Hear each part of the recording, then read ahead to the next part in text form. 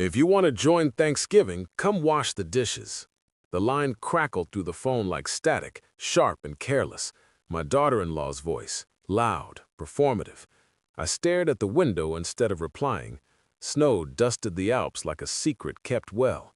The villa's glass reflected my face, calm, pale, unreadable. I said one word, enjoy. The call ended.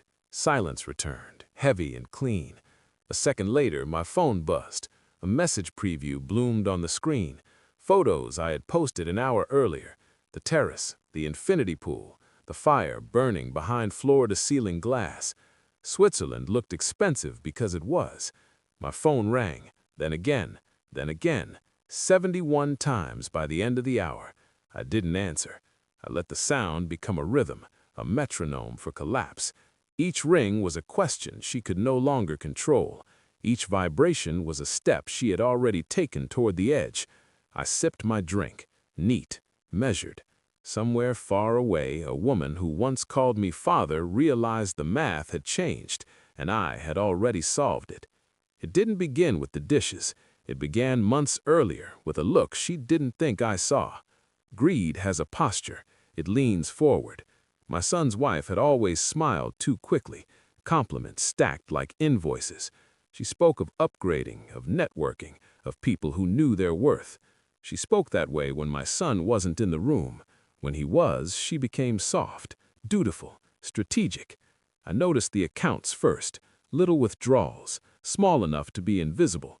Then the questions, about trusts, about contingency clauses, about how quickly assets could move if something happened.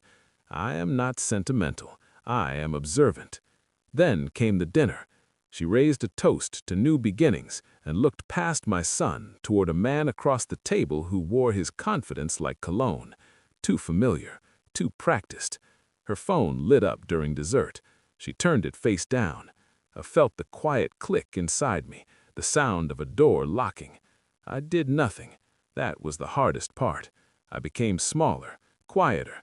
I praised her cooking. I asked about her plans. I let her believe I was old money, slow money. At night, I read phone records, property registries, corporate shells.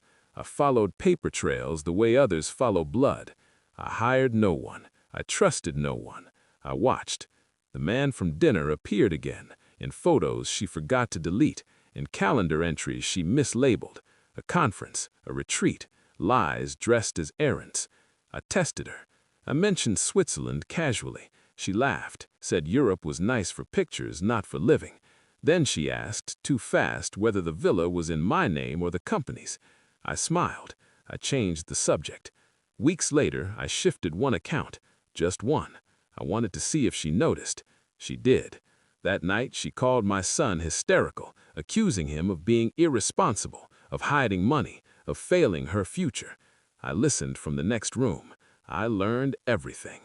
The report arrived on a Tuesday. I didn't open it immediately. I made tea. I waited for the water to cool. Precision matters. She had power of attorney, temporary, limited, and revoked 2 weeks earlier. She didn't know that yet. She thought she was steering the ship while I adjusted the compass. The evidence was clean.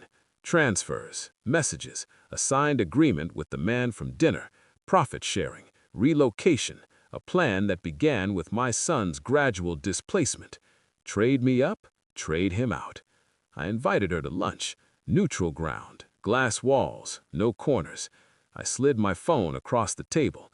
No speech, no anger. Her face broke in stages.